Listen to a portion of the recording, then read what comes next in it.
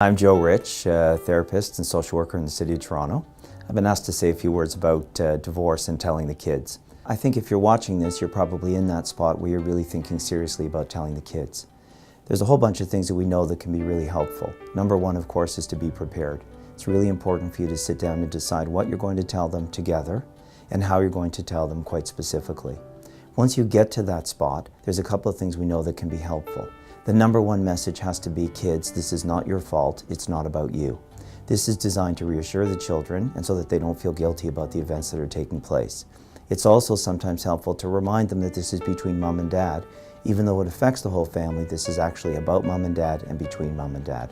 Sometimes for kids that can be reassuring. When you tell the kids, no matter what's been going on, anticipate that they will be shocked or sad.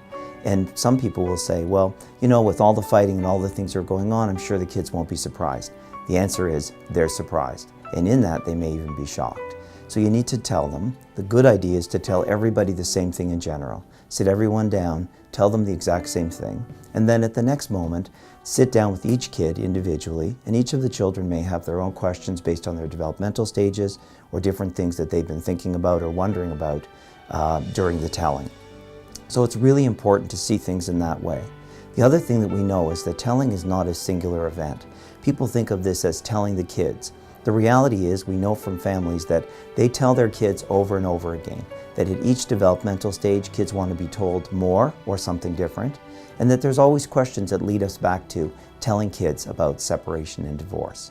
It's a difficult period of time, so if children do have questions, do not feel the pressure to answer those questions. Be sure to say to kids, any questions you have, we're going to write down, we're going to really think about the answers, and then we're going to get back to you in a short period of time.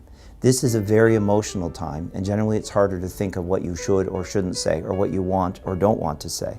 So give yourself a little bit of thinking time before you answer anybody's questions.